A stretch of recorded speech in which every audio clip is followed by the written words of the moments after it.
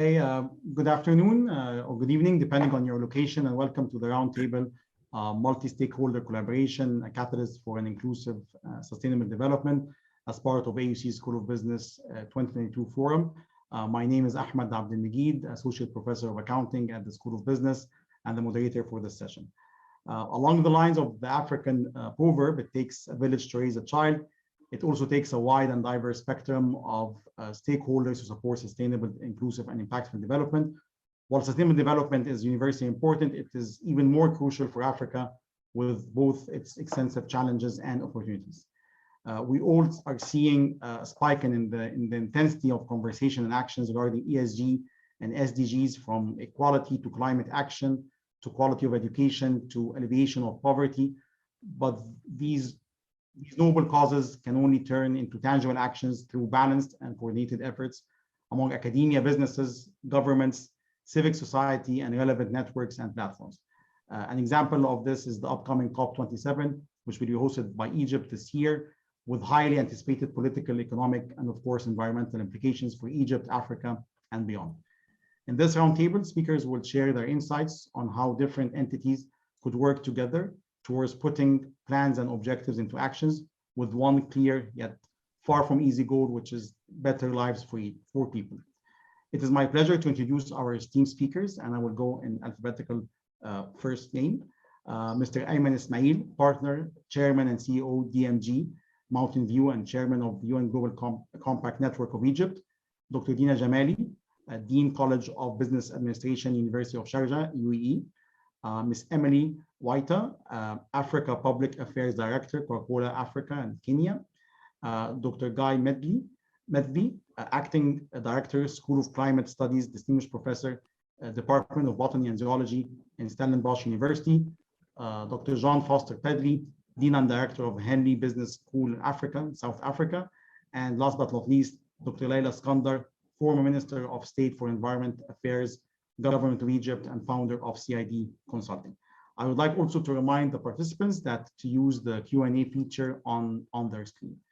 So let us start the conversation on focusing mainly on ESG, environment, social, and governance from a corporate perspective. And I'll start with Emily.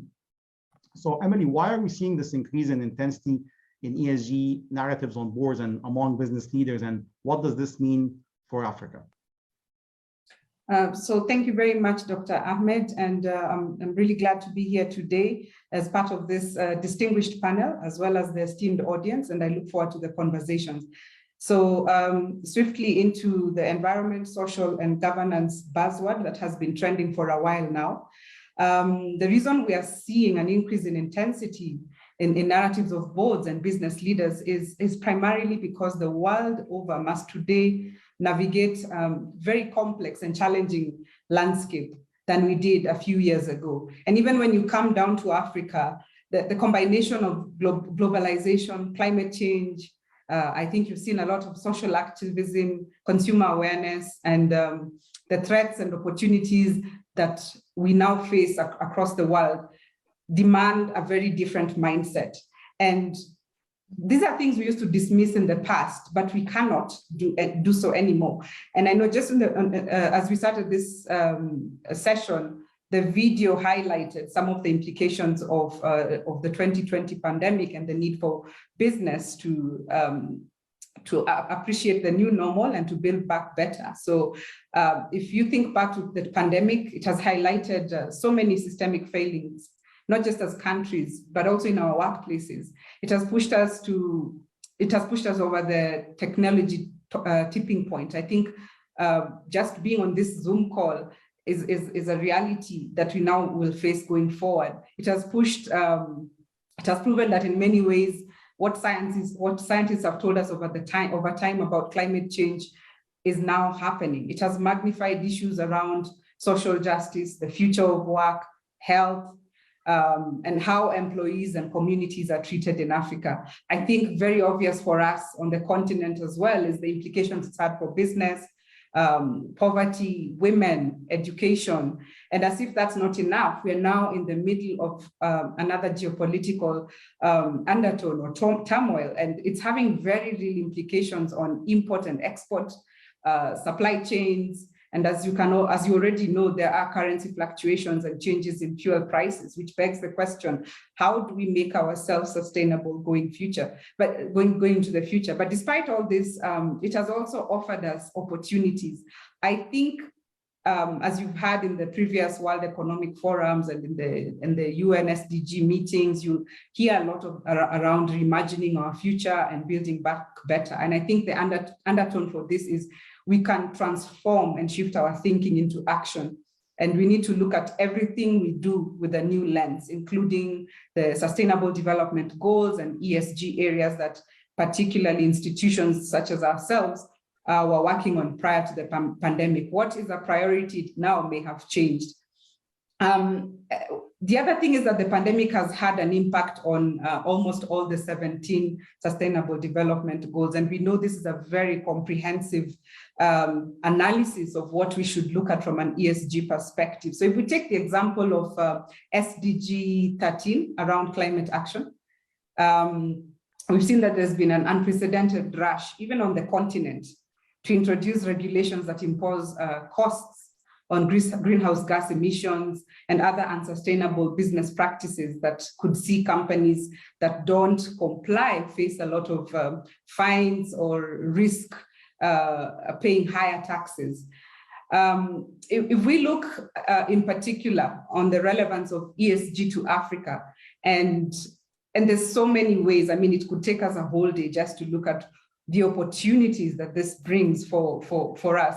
There is opportunity around innovation and investment, the global challenges we're now facing, from climate change to food crisis to poverty to conflict and inequality, are just a few things that organizations can leverage innovation. How can we reduce food waste in the value chain? How can we promote sustainable management of forests? How do we find food solutions for the low-income markets? And how do we also get affordable housing and remote health monitoring, which again grew in leaps and bounds during the pandemic. Again, if you look at what came out of COP26, one of the big factors for Africa is climate adaptation.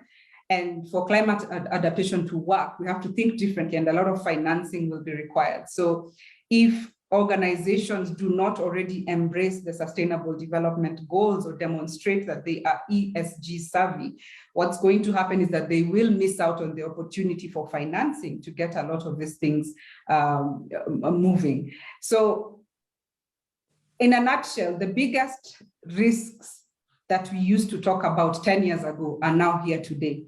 And I was in a forum recently where someone gave the scenario that maybe even the SDG goals will not exist as we think that they do in the next 5 years. The needs might be completely different. So we can provide innovative solutions to address the world's most challenging problems. And I want to share an example of how we've navigated something in Africa as Coca-Cola, and that's around water. So we all know, specific to Africa, we are beginning to see interest and acceptance of challenges around climate change, but there's still a lot of work to be done.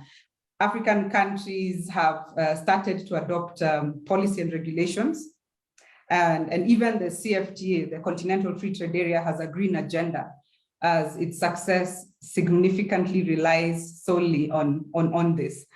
Going back to water, in relation to the pandemic, just think about what the biggest campaigns were in most of Africa. It was hand washing.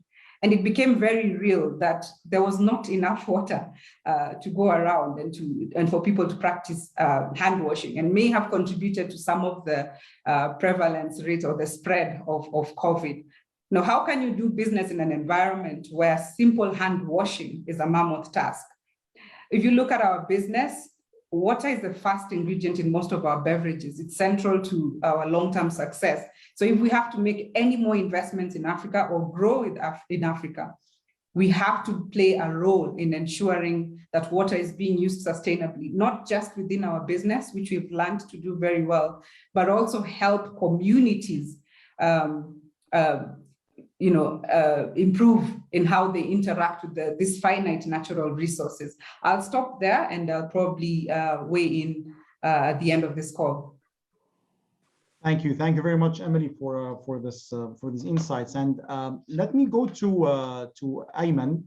So Ayman, as a business leader, what is the business case for corporates and companies to join international networks like the one that you chair in Egypt here, which is the UN Global Compact Egypt Network? And my other question also, speaking about Egypt, is recently there has been mandating of ESG disclosures for some companies. How will that change the ESG landscape in Egypt? Thank you, Ahmed, and it's an honor to be with a distinguished panel and obviously on a topic that of a very high importance to all of us right now with all what's going on around us. And I think the foundation for what we're talking from a business perspective is basically the belief of the business, that moving toward those sustainable elements in the business and green environment, etc., is basically a way of surviving. And it's not actually a luxury as it used to be. And I think that's the foundational issue. Up until recently, and still in many companies right now, they see those movements as a kind of a corporate social responsibility action, but that's not the case. Contrary, I think it will only work when businesses start to believe that actually this is the way to go, and that they will be making competitive advantage out of moving into that direction. And if the belief comes from the top and get cascaded within the organization, it will start to work and it will start to work rapidly. I think right now we're still, like if I would call it on a diffusion curve, we're still in kind of the early adopter moving to the early majority right now. We have not yet crossed the hurdle of actually expanding that area. But in reality, there's so many business cases right now that would actually prove that subscribing to those and being serious about those elements of the sustainability are actually the way to grow. I mean, most of the consumers right now in any industry would prefer to buy product with companies that are committed to sustainable action. And most of the employees would prefer to work for companies that would actually have a purpose rather than only a profit. And the experience that I had within our own company was actually playing and actually going in and kind of challenging the kind of formula for success that everybody used to have, which is like, everybody used to have like, the formula for success is that you achieve success. And once you achieve success, you can start to do well, and eventually you will be happy. In real life, this is actually a very, very wrong formula. Happiness never comes from, actually being richer or having more money. That's the reality is actually the exact opposite. So in our case, we've actually championed a totally different formula. And the formula starts by doing well. So if you do well, eventually you will be happy. If you're happy, your productivity rate increase, and eventually you will achieve success. So it's actually a reverse of that formula. And that's actually helped in a great deal with all our employees, that they started to see that, and they started to believe in it. And that made a turnaround. Organizations like Global Compact are there to actually become an advocate, a reminder, a checkpoint for all the members, where we come at the end of the year and say, okay, where is your sustainability report? And if we don't see progress, we start to have a discussion with the leadership of the company of, how can we make a better progress next year? How can we as an organization help you and train your employees and train everybody? And ideally, the philosophy that we're trying to take with Global Compact right now is to more advocate for this new formula. Doing well, that would lead to happier employee, happier customers, and eventually you'll have a greater success. So that would be an element of that. Now, I think when we talk about all of those, you cannot, this is actually a collective effort. has to come from everybody. It can't come from the private sector alone. It can't come from the UN alone. It has to come from everybody working together. Otherwise, we will not make the kind of progress that we're all seeking. So I think government progress is extremely important. And when we see, the regulations of actually mandating for all the listed companies to report their progress and to report their commitment, that's a step toward the right direction. But I would say, that we need to have more. And I'm always advocate with the government, and I'm sure Dr. Laila will be joining me in that, because she's always an advocate of that. I think we still need to do more. There's still some agenda, like, for example, the excessive electricity that we have right now would actually lead to some decisions and mandates that will actually hinder the development toward a more solar and green energy and sustainable energy. That's not a choice. I think that's actually the wrong way to go. We're actually lowering our competitive advantage with all the regulation, not only coming in Egypt, but in Europe and in particular. And Europe is very, very advanced when it comes to that area. There are so many places right now where they would not import product. They would not deal with customers that do not have a strong sustainability agenda.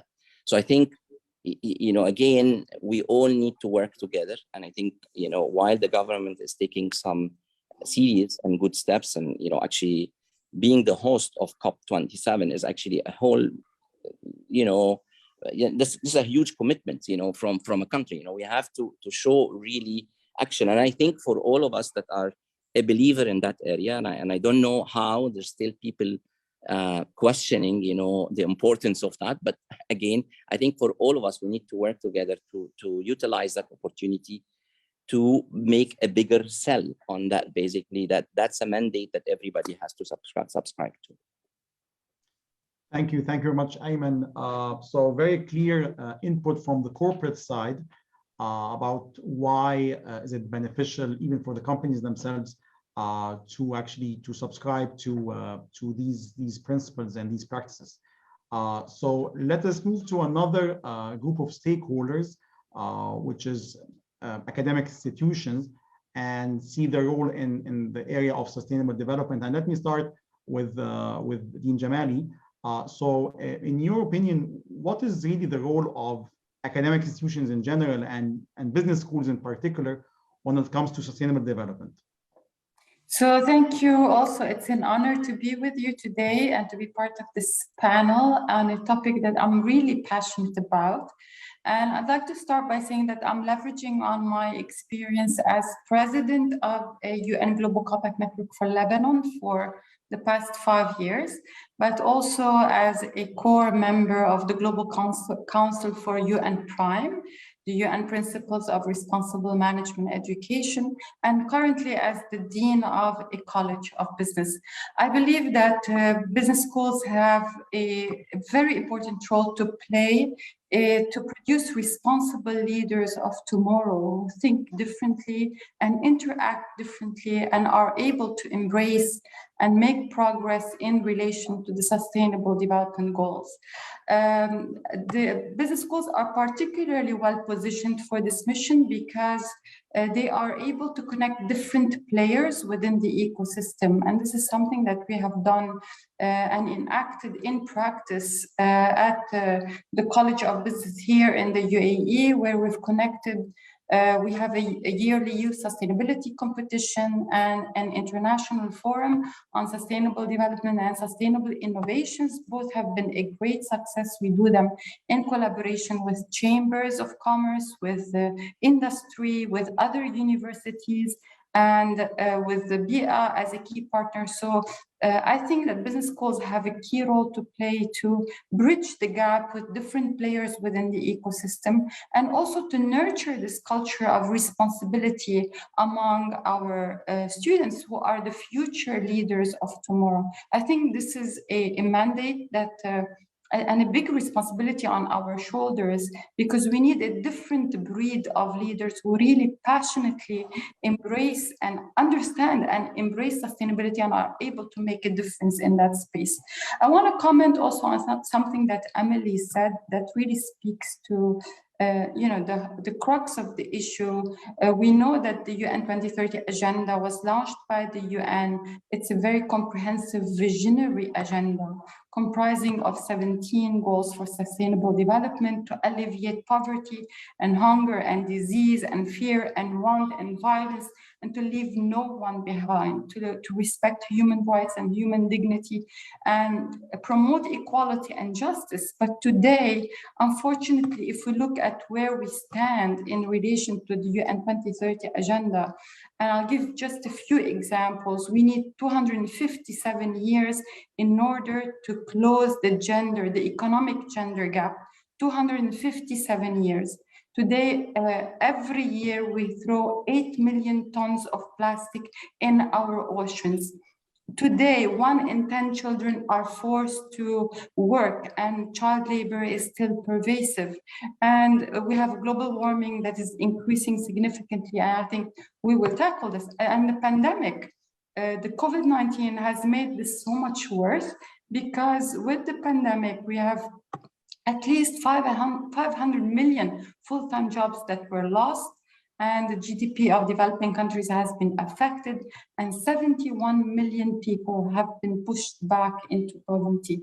So more than ever, we really need the efforts of different players. We need business schools to understand the sort of responsibility that they have on their shoulders, and to be prepared to do more and to take bold action to driving systemic change through business education. Let me conclude by saying a few words about PRIME.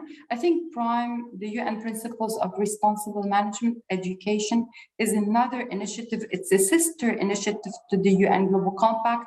They go hand in hand. PRIME is more tailoring to business schools and engages business schools across the world around 6 principles of responsible management education that faculty and students have to embrace. Being a global council member for PRIME, I can proudly say that we have 3 million students on board today as part of PRIME. We have 860 signatories. These are mostly business schools, signatories, and we have 8 working groups that are really active, addressing topics ranging from anti-corruption to business and human rights, business for peace, climate change, gender equality, and sustainable mindset, among others. I believe this is a very promising platform also that is available for business schools if they want to engage more systematically with sustainability. Then one avenue or path could be the UN Principles of Responsible Management Education.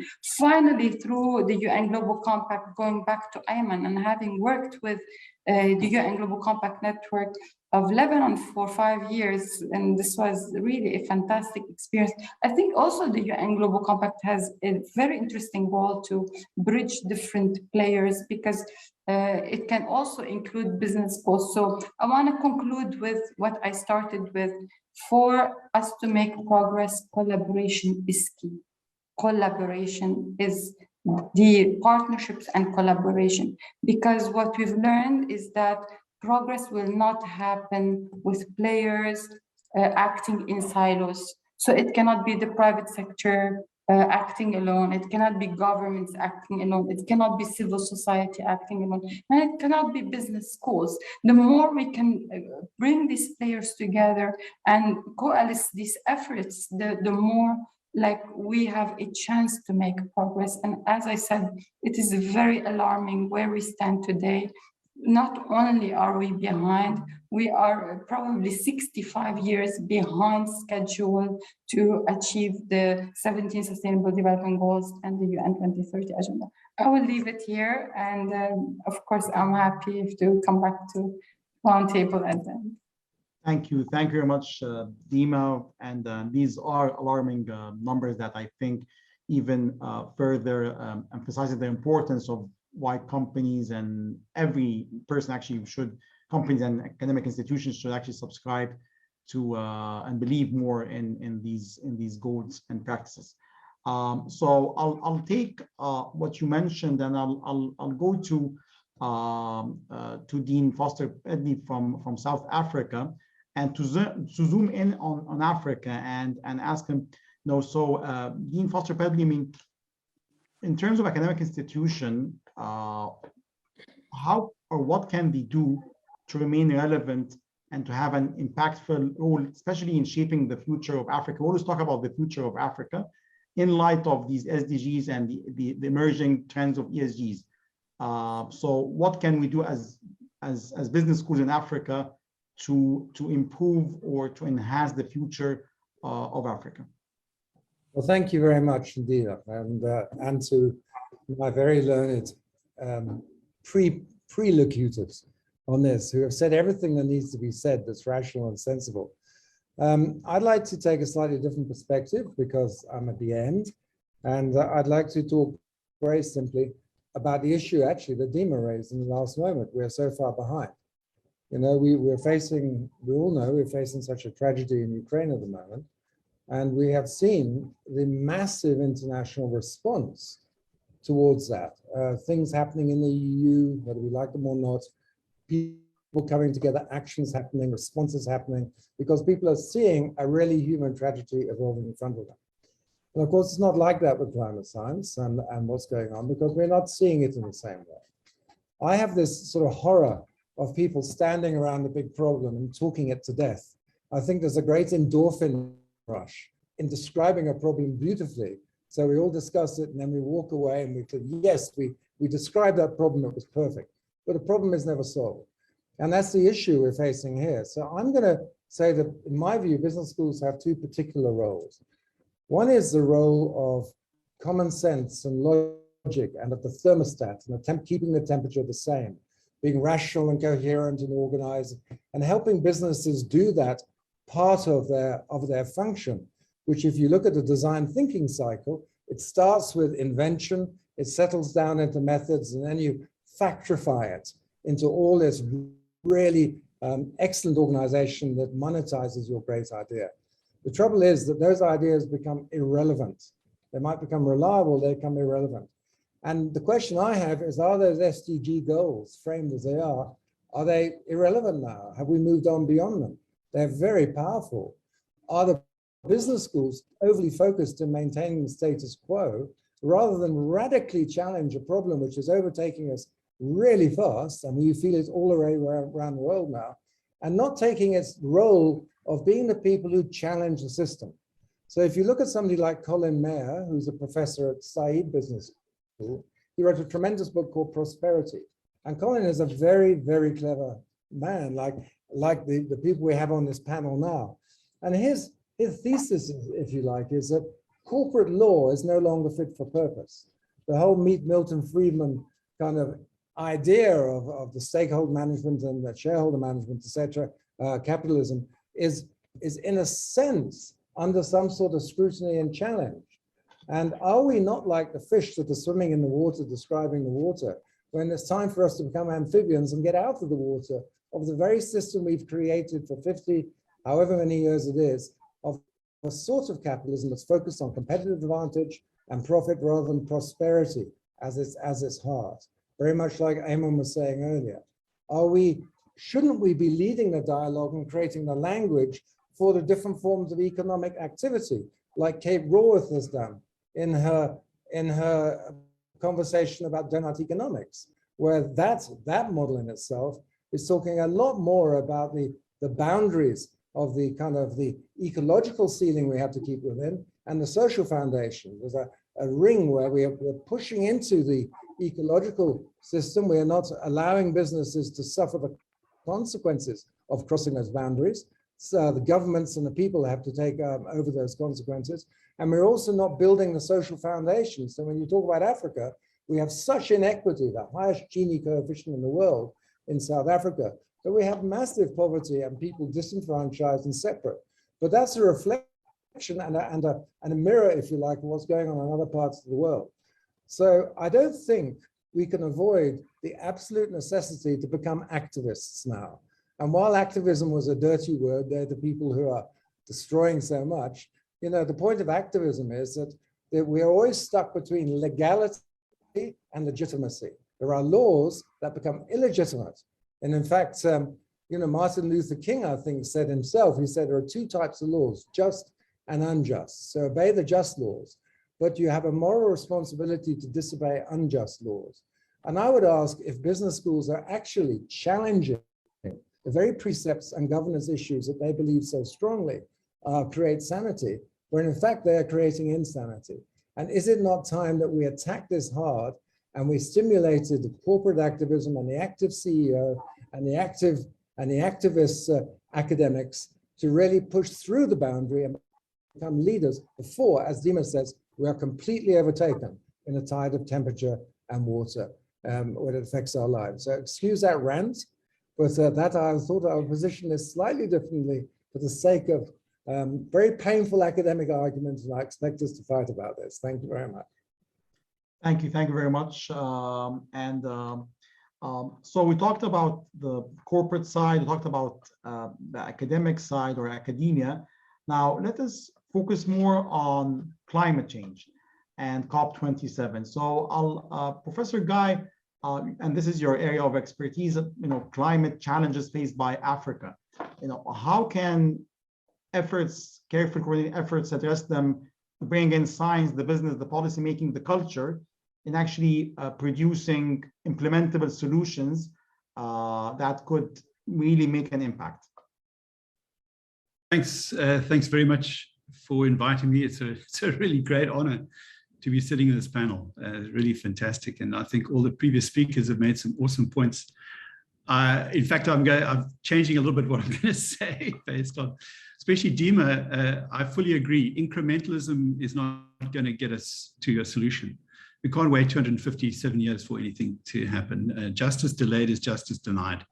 I live in a country which exists because of civil disobedience in its current form. So I've lived through that. We know that it can work if it's done productively. What are the challenges that that climate change brings, and how can we shift the narrative into one of opportunity? Very clearly, climate change is perceived by young people, and young people are the most critical element here, as stealing their future. That is an appalling situation for the young people of the world to feel that their future is being stolen away from them, that their opportunities are being narrowed, is an appalling situation. We have to change this. And I think the challenge of climate change brings the opportunity to shift the development trajectory of the world radically. And we have to seize it. And Africa is a continent in which this can be done very effectively. I hate to talk about Africa as a single continent. It's a multiplicity of countries in a variety of developmental states. We cannot see Africa as a monolith. I think it's a bad mistake to do that.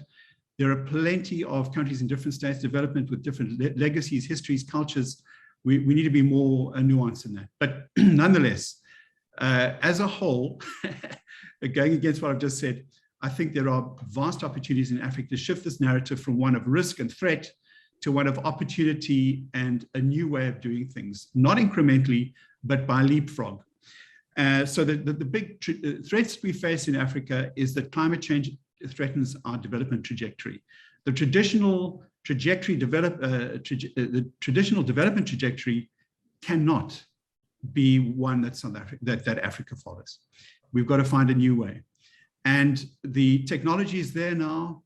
We can do it. So in the areas of mitigation, the areas of avoiding emissions, Africa can follow a plethora of new modern technologies which will democratize energy production. We do not need to rely on central energy production in Africa anymore. We can democratize energy production, put power in the hands of people at local scales where they can really look after their own futures, contribute to the national grid for sure, but take control of their own futures and drive a more local development trajectory.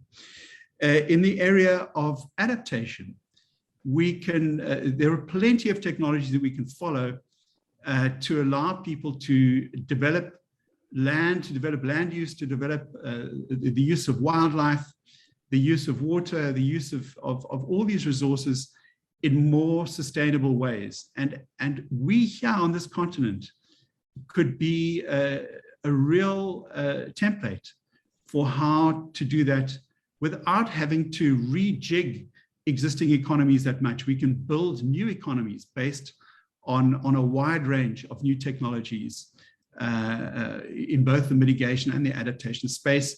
We need to be aggressively going after the funding to help us do this. There is funding on the table. Africa sits at the end of the queue.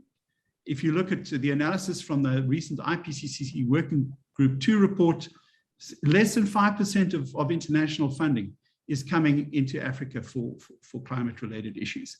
It's unacceptable. Why is Africa so silent?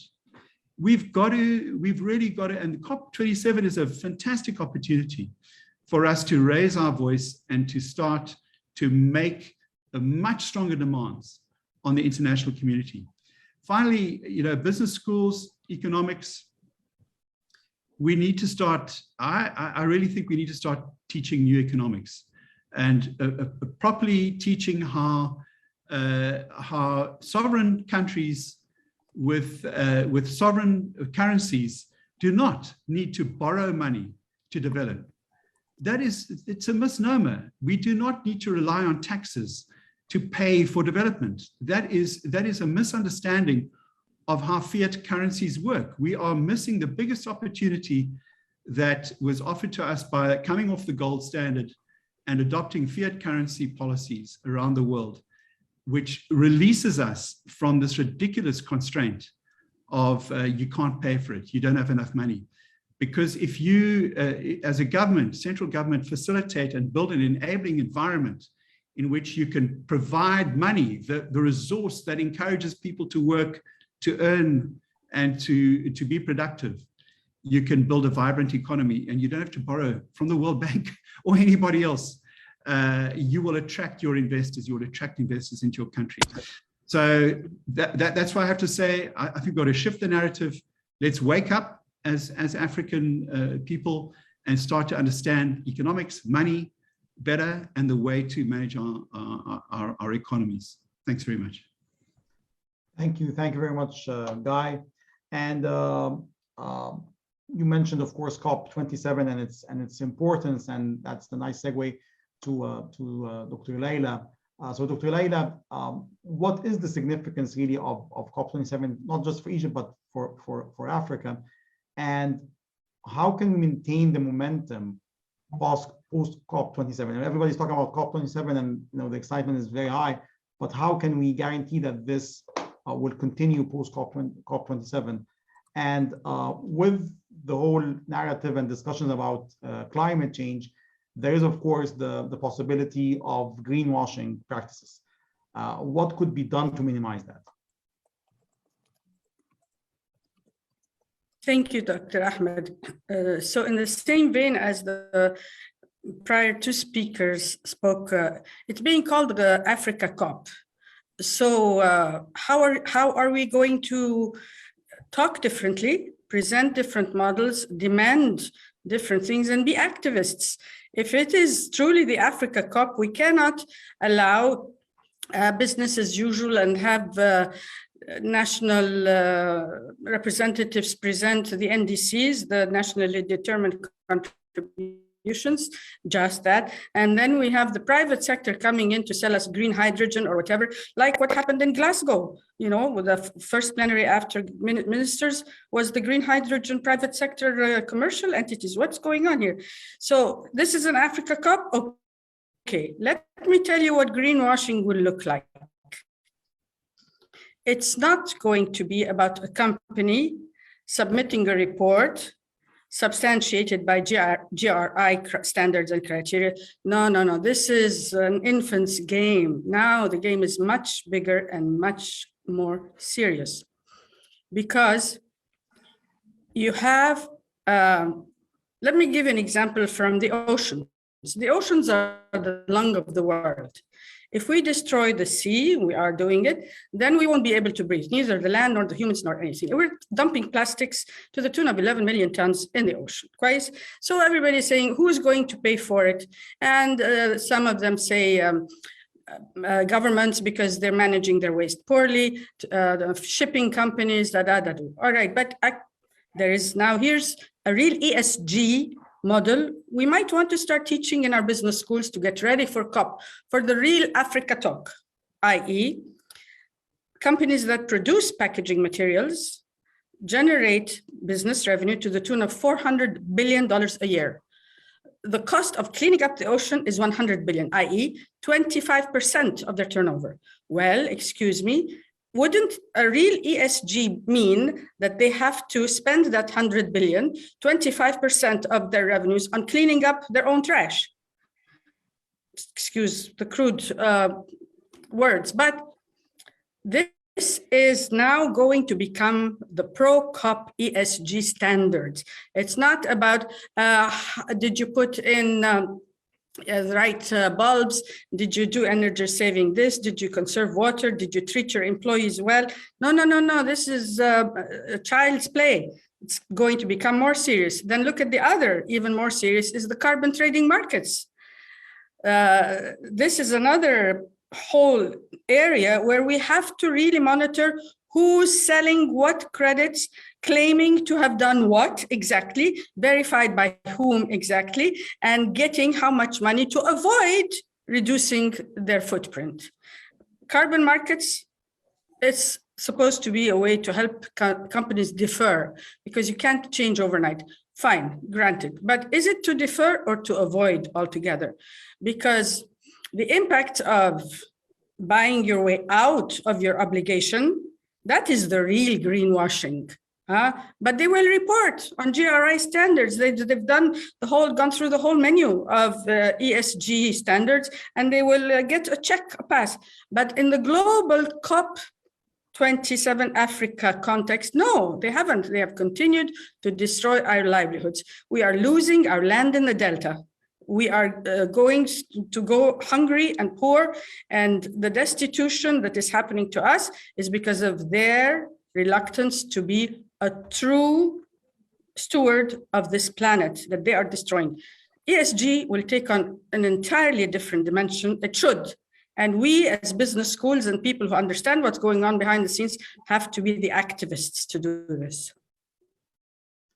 Thank you, Dr. Laila, thank you very much. I think now after listening to all the input from our speakers, let us go for another round of just quick closing actions on what have been said, and then we can address some of the questions from the participants. So I'll start with Dean Jamali. Do you have any closing remarks? Yeah, I think I'm going to recap to say it is very essential to join hands and to try to make a collective difference, because we need a much bigger impact, and it will not happen without partnerships. The second thing is that this sustainability and ESG issues should become mandatory to be integrated at the heart of all business school curricula. It's not acceptable in the 21st century to have business schools just graduating, your ordinary leader of tomorrow who's going to think about economic profits without balancing this with concern for people and for the planet. So business schools have to rethink their mandate and have to really integrate sustainability at the heart of their mission. And this is something we have done successfully. It was not easy, it was painful, but we have managed to do this in our college, and it's completely something that is feasible, pragmatic, and doable. I will just leave it here, and probably have a lot of activists on this panel. I'm sure they will have amazing insights. Thank you, Dima. Guy? Thanks very much. Yeah, I just recap and say, let's flip the narrative on the climate change discussion from one of risk and doom to one of opportunity and hope.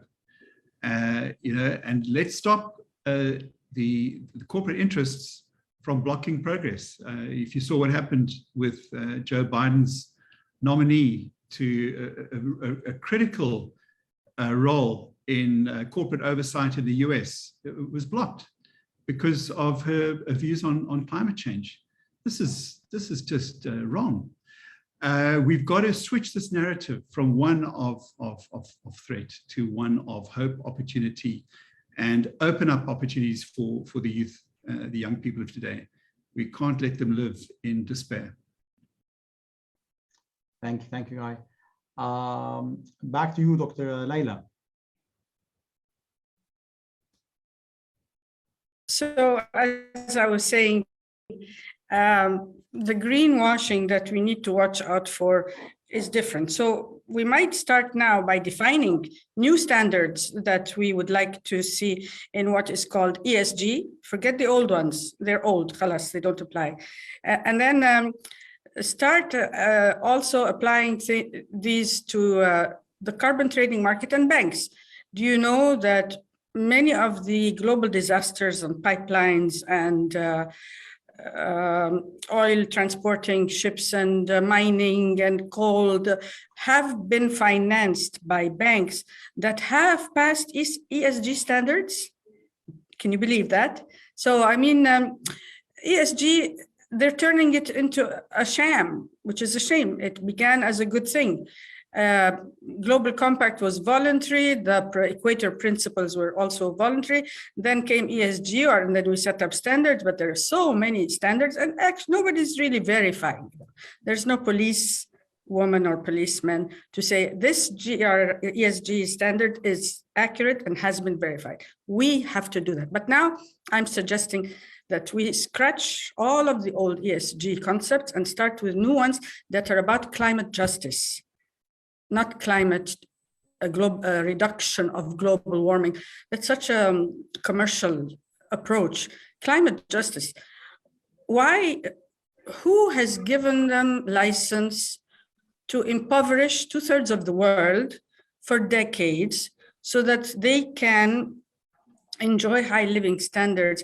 Who gave the haves that license? Us. We did, by not policing what's happening in the world, and by not changing, as the previous speaker said, turning everything on its head.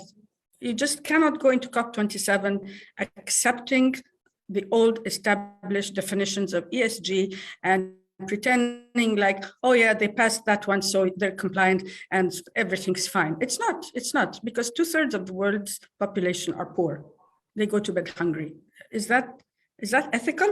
And then we talk about doing ethical business as if every corporation stands on its own. I think we have taught our business students the wrong economics, the wrong business. Climate change is forcing us. We didn't do it wittingly. I'm not accusing anybody, but this is the moment where we have to change our curriculum, our concepts, and challenge everything that has been defined for us before. Thank you, Dr. Laila. Back to you, John. Any closing remarks, ideas? I'm absolutely taken by all these comments. They're marvelous, and particularly the idea that we are challenging what we do in business schools. I mean, it's terrifying, isn't it, that we might be doing that, but it's not either. This is the moment. The moment is actually 5 or 10 years ago. We have no more time. We have to change the way we talk about things, the way we talk about economics. We have to build on the things Guy was saying. Absolutely. Laila, I think, is absolutely right. So Dima, on making this a movement. You know, we teach linear things, but we need to think systemically. Let's teach system thinking all the time. We teach competition, but we need to be collaborative. We teach leadership from the front and direction. We need to create movements. Where are we teaching people to lead and create movements? This is not within an institution. We're all sunk. So let's all think of our children, if we have them, and let's make that our lodestar. The Olympic rowing team in Britain, where I originally came from, were well trained, and there's a book written about them. And everything that they do, they ask, does it make the boat go faster? And boat is results, it's actions, it's making a difference. There's nothing else worth doing. A responsible business school now has to be an activist business school, has to risk its own destruction for the sake of a much greater possibility in the future. And it's the most exciting time we've ever had in the business school environment. Thank you, John. Emily? I think it's been repeated many times before, so I'll just outline it. And I think I tried to say the same in one of the questions that was asked in the chat.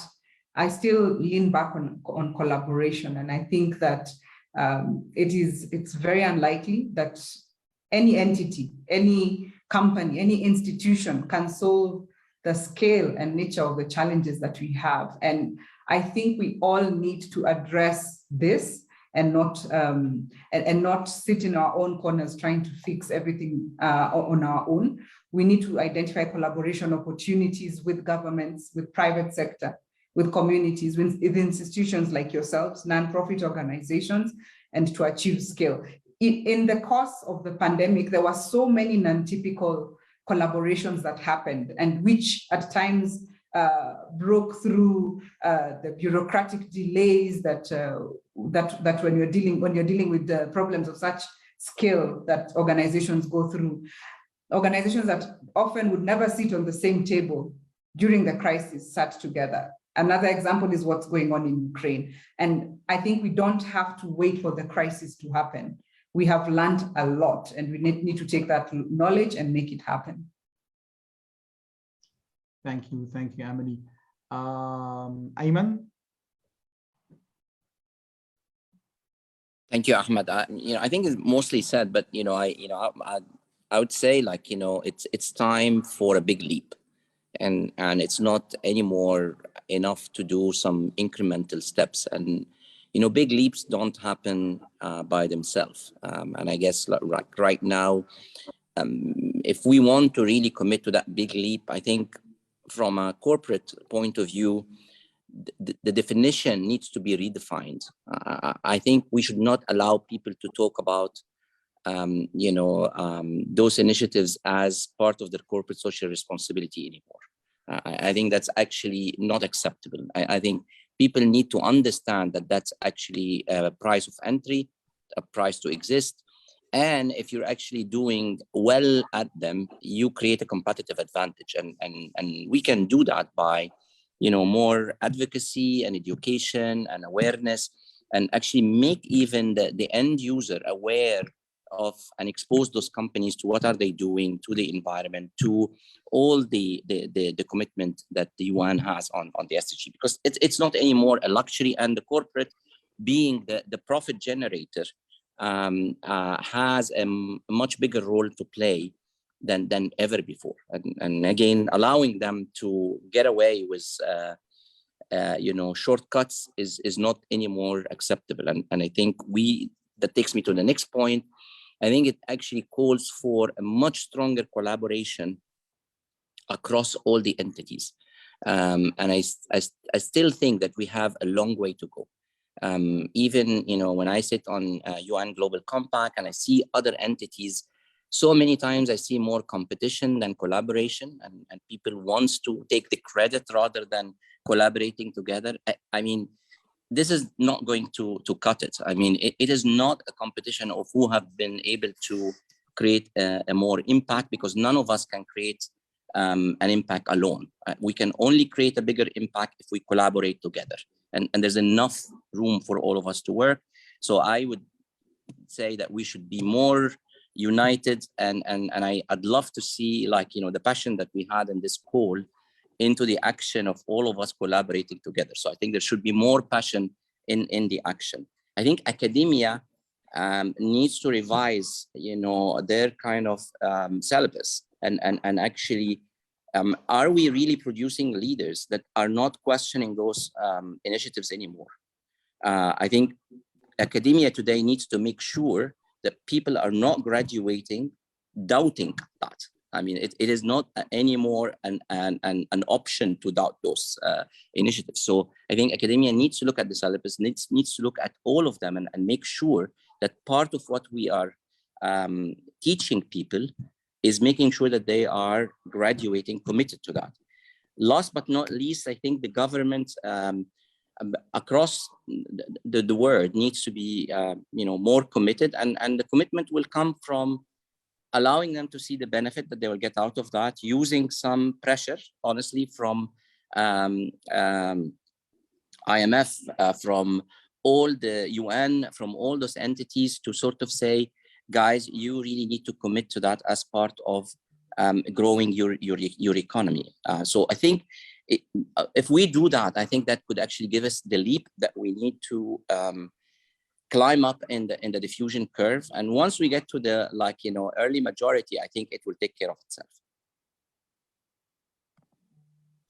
Thank you, Ayman, and I totally agree also with that continuous conversation between academic institutions and the market in general, because we sometimes fall into that trap that we think that in academic institutions we're teaching something that is still relevant, and actually things move quite at a faster pace in markets. So I totally agree that we always need to reflect on our curricula and subject that we teach our students, not just in sustainability, but in all areas.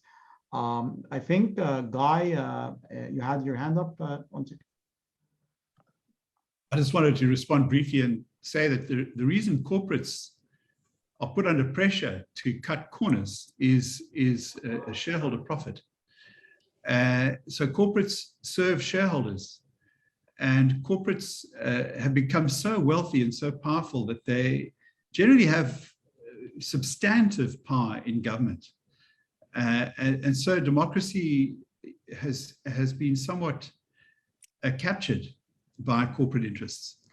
And I come from South Africa, that's a very provocative thing to say, but we need to take control of democracy again. We saw, with the decisions by the Supreme Court in the US to allow funding, significant funding of political parties, a really poor decision by the Roberts Court some years ago, which has unleashed corporate power into the American political system and given us the highly fractured American political landscape today, together with the wedge issues of Newt Gingrich and the Republican Party. So, and that's been reflected in several other countries. The UK as well suffers to some extent. So, yeah, we've got some very, very big systemic issues to deal with that impact on our response to climate change. And many of these corporates are part of the handbrake in our responses. So this is not a simple, issue at this level, but are we teaching this in business schools? Are we teaching the history of the links between economics and politics, the links between corporate power and political power? I think these are things that have to be taught and understood very, very clearly. Thank you, Guy. I've seen a couple of comments on the chat. They're mainly comments, and I think in general they're in line with what has been said. So I do encourage the participants to pose questions if they would like, and I'll start with one from my end, which is so we see these numerous different platforms, initiatives that talks about sustainability and sustainable development. Do you think that the increase in number of these initiatives and frameworks, is that a positive factor, or that sometimes might be causing some confusion in this too many frameworks, and although the goal is ultimately the same? So I'd like to hear your input on this. Any volunteers?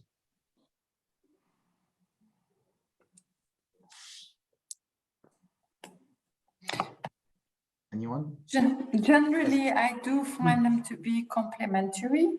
I think that the most comprehensive umbrella that we have is the UN 2030 agenda, and it has set 17 goals and very specific targets. So we do have an inclusive, comprehensive umbrella. but you have under this multiple initiatives, and some are tailoring more to the business sector, others are like the UN Global Compact, others like UN Prime tailoring more to business education and higher education institutions. But I do find them to be very complementary in nature. I think what matters more is the spirit, and we're still facing the challenge. When Kofi Annan launched the UN Global Compact in 2000, he wanted to have a human face to global development. And until now, I think this is the challenge we are facing. Are we able to give a human face to our economic activities, to balance economics with, a concern for planet and for society and for people, and not to compromise the well-being of future generations? We destroyed our planet. We exceeded the threshold of every ecosystem around us. We are, abusing capitalism. We are, compromising the future of our kids and our grandkids. And I think that it is a really turning moment where we need to step back and think and reflect and take decisive and collaborative action. Thank you, Neema. Any other thoughts on the different platforms? I think Guy and then John. Guy? Sorry to take the floor again. I think that we face a very significant challenge in reframing how to look at the future, and how to correctly balance the political power, the important role of economics, the important role of people being productively employed and having a freedom to do the things, to be creative, if at all possible. And that's, how do we go about achieving that without laying waste? we really are at a bit of a critical point where multilateralism itself seems to be coming under threat. We saw this under the Trump administration, with a real weakening of support to the UN, which is such a critical and important body, which has been driving the path towards equity, towards global equity. But it's under threat. It's under threat. 2024, the new US election, which direction will that go? What happens in Europe? This is it's not assured. And the framework within which we discuss climate change is not assured. So we've got to be very vigilant and take care of what has been built through decades of work under the UN, and nurture it, and teach business schools, and teach this in business schools, not to disrespect it, but to see it as the process which is building a sustainable future. So I fear for the next few years. I'm very concerned about what might happen, but this is one thing that is very well worth protecting and defending. Thank you, Guy. John? I'm just echoing that to some degree. I mean, the way I see it, which may be wrong, is that we do face very, very real, if you like, enemies to this. There are people whose vested interests, whose orientation, whose national, whatever ways you like to look at it, are extremely powerful, extremely organized, sometimes extremely criminal. And while we might wish them away, they truly exist. And so any engagement we make on this is not going to be easily recognized by the many people who vote if they are caught in different stories. And while we talk about the scientific and rational narrative, there's plenty written about the meta-narratives that we create for people's mind to engage with, within which the rationality sits. And it's not normally the medium of conversation when we talk about the story. It's the medium of politics or of poets or writers, but it's actually the new medium in which our activism and business schools have to engage. If you want to capture people's minds and their values, you have to be able to articulate well, not just rationally, but use figurative language. You have to use metaphoric language. You have to use archetypes and methods and stories where people capture this, are engaged with it, and then will follow your rationality, not the other way around. We've never done that, and it's time we did. That's the way I see it. Okay. Thank you very much. This question is for, I think, for Ayman and Emily, presenting corporates. So this whole notion of ESG as a business, do you think that companies should go should follow a balanced approach on the E, the S, and the G, or that they should focus, or in what comes first as a business, or is that dictated by your environment, for example? I can go first, and I think my colleague can consolidate the corporate view. I like referring to the Sustainable Development Goals because they are the basis on which we talk about the ESG. And how we look at it from a company perspective is that if you look at all the 17 goals, they are so integrated that action in one area will ultimately affect outcomes in the other goals. So they balance social, economic, environmental issues very well. But for a company, remember, it has a certain focus in what it does.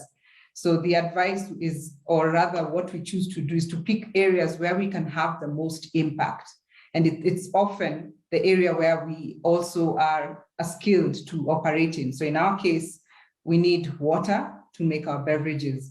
We need packaging to for our beverages as well. And this is where we can make the biggest impact, which will have an ultimate positive impact on all the other SDGs. Thank you. Yeah, Emily, totally agree. I think that's the the heart of it, and I think again, as you were saying, like corporate has to serve the shareholder, and that would remain, because I mean that you cannot take that away from the corporate and from the business, otherwise the whole system would collapse. So I think nowadays there are so many cases and there's so many proofs that actually serving this agenda will create more profit, not less profit. And I mean, I was in PepsiCo at a certain point of time. Actually, in some of our plants, we were reusing rainwater, which actually one of the main things that you sell in beverages is water. So that was actually a huge competitive advantage in those manufacturing facilities that had this capability. Whether saving the electricity, the energy, all of that generate more profit, not less profit. And let alone that basically there's another angle where like take Tom's, for example, as a shoes, like basically this whole company was built on one of the goals. So I think again, it is very, very important that you align yourself with the area that you can influence most, and with the area that you can create the most competitive advantage. Because one of the key assets that corporate has is investment on research. So once you deploy those investments into upgrading your ability to achieve those goals, you actually create a new standard. And those new standard would be like the basis for the big leap that we're all looking for. Thank you very much, Ayman. I see Guy has his hand up. Guy? Yeah, I wanted to pose a question around the business community, and in Africa, there's a lot of focus on building small business. So to really try and scale up small business initiatives to create jobs, and I think we've got to do we need to think about the responsibility and the aims, objectives of business at various scales of size? And is there more of an onus on the really big businesses to provide an example, or to set up the supply chains with the right sort of incentives that then encourage small businesses to follow the same example? Why has it taken corporates so long to realize that that being sustainable is actually very profitable? I mean, that's been known for quite some time. So when companies take on renewable energy targets, you see their profits jump because they're saving money. Why is that being? Why have we been held back so? What are the forces holding it back? Is it just habit? Is it poor training? Is it a lack of awareness? Is it a lack of networking? Is it an unwillingness to share competitive advantage? Is it just the basic structure of business that prevents sharing of competitive advantages? Should we be more collaborative? Should we downgrade priority to shareholder profits and rather start to focus better on staff, focusing on compensating employees better than compensating shareholders? Because that is, if you go and look at the work of Thomas Piketty, that's the problem. Capital will always give you a bigger return than labor. Shouldn't we flip that? We should make labor the thing that gives you more return on your investment than capital, and turn that around. So businesses should pay their staff better rather than paying their shareholders better. Those kinds of issues. Again, I mean, I think it's like you've asked the question and you've answered it. It's actually all what you said. And if I would put it in a simple words, it's actually the human being resistant to change. None of us wants to change our model. I mean, I always try this in any training that I do. That's like in the first break, I just ask people to, like, couple of people to sit in somebody else's chair, right?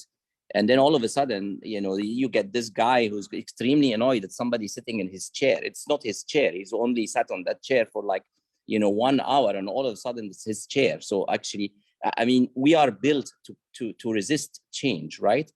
So I think it's the resistance of a change. And if you would ask me what is the answer and what is the differentiation in corporate life, it's leadership. It's pure leadership. If you have from the top a leader who's really a believer in those agenda, things will happen, because at the end of the day, people follow the leader, and it's actually not only a leader that talks about it, and there's so many of those, but it's actually somebody who actually walks the talks, who turn those talks into objectives for his own executive suites, and make sure that these are deployed down, who actually puts a budget for an innovation and a research to drive those agendas. So it's all of those together, and simply the resistance to change. And I think, at the end of the day, that's why I'm saying academia has a role, not only in educating fresh graduates, but also in educating senior executives on the benefit of those initiatives. And I think we need to get away from that. This is basically a cost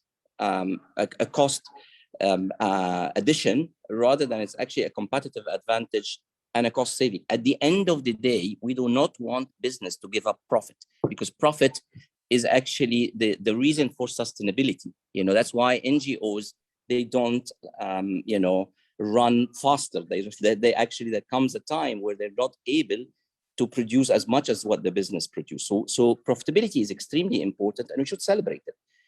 And again, if you take Uber, one of the latest and most successful stories that in our lifetime, this is actually built on sustainability agenda. All of a sudden, you're leveraging cars that were actually only utilized for one person, and you're creating business out of that. And actually that reduced the so many things that we all want to do. So there's some extremely successful businesses that comes out of that agenda. Thank you, Ayman. I totally agree that it's all about tone at the top and cascading this to everybody in business organization. There's a question actually specifically to Emily for Coca-Cola, that why don't we go back to reusable glass? That something that is still considered as a means of reducing the impact on the environment. Look, it's not as simple as saying that glass is better. It's really not that simple. We've done our research and we found that each type of packaging has a place. Glass requires a lot of energy to produce. It requires a lot of water to clean.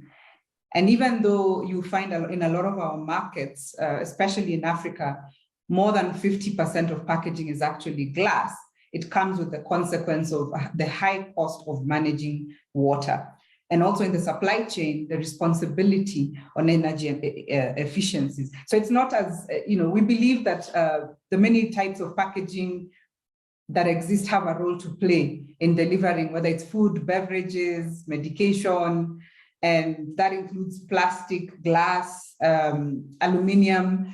And we just need to be cognizant that each of them has potential for environmental impact. So what we now appreciate with the many years of learning is plastic it's lightweight, it's reusable, it has a lower carbon footprint if it's used properly. And so that what we are now driving and are passionate about is building a circular economy in everything that we do, or the circular economy mindset in the markets that we operate in Africa.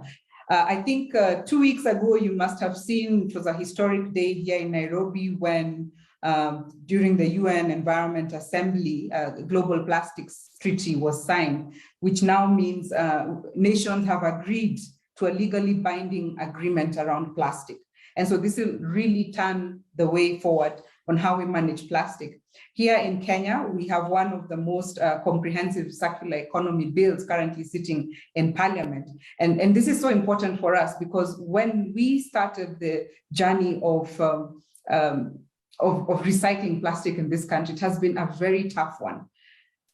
In the recognition that there's more than 800 companies that produce and package in plastic. But when we called for a voluntary recycling plan, an extended producer responsibility plan in the country, only 16 signed up. And so it has become just one of those things we have to do a lot of awareness creation. We have to collaborate to look for the funding and encourage, especially the small and micro enterprises that are coming to play and are using the same packaging to be a part of this goal. It is a broad and very tough journey we are going to go through, but the learnings we've had is that indeed every packaging has potential for environmental impact. And instead of focusing on banning one over the other, the best solution is to leverage circularity.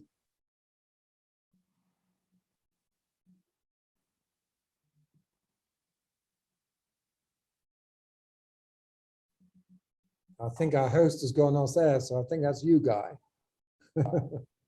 Right. Yes, Guy, yes, I'm back here.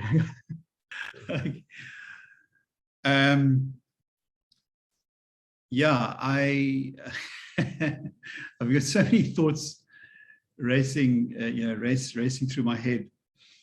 I wanted to just think a bit further into the future and think about a world in which renewable energy has expanded, which undoubtedly it will, because the cost curve is such that it's going to be irresistible to governments. The price of producing energy from renewables is now way below that from fossil fuels.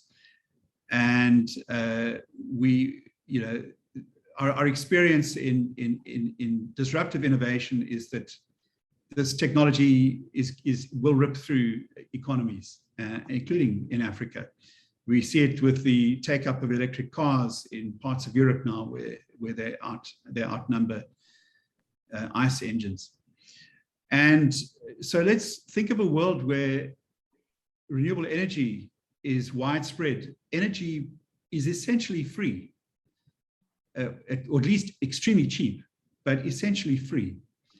That is a world of abundance. It's a very different economic model when you live in a world of abundance than when you live in a world of scarcity. The world, up until fairly recently, has been limited by scarcity largely through the limitation of energy resources from the energy producing countries. That is the story of the last century. And I sometimes wonder whether this is one of the reasons why there's such resistance to renewables, because you change the economic story completely. That becomes a world in which certainly other threats become very important. But once you've got unlimited energy, you can do some very, very significant things. You can desalinate unlimited amounts of seawater and use it to produce unlimited amounts of food, for example. It's a completely different world. And I wonder whether we shouldn't, I think the climate change debate leads naturally to this discussion, is how do we manage a world like that? If we can just avoid the self-aggrandizement of the warlords of the world and get through the next few years safely.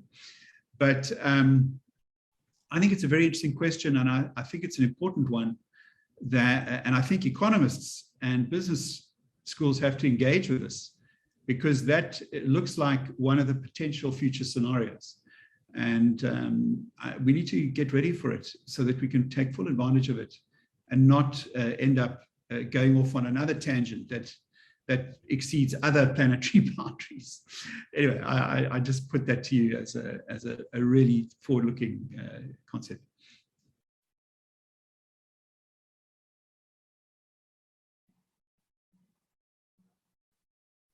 Thank you very much, and I think we're right on time. And main messages from this panel is collaboration among the different stakeholders, challenge the status quo and question practices and even standards, and definitely the important role of educational and academic institutions, and having this continuous conversation with market participants and other stakeholders, and making sure that we graduate students and business leaders that could actually make a significant impact and difference. And then thank you very much. Thank you, Emily. Thank you, Dina. Thank you, Ayman. Thank you, John. Thank you, Guy. Thank you, Dr. Laila, for these great insights. I personally benefit from them. And thank you for our participants, and looking forward into future conversations. Thank you.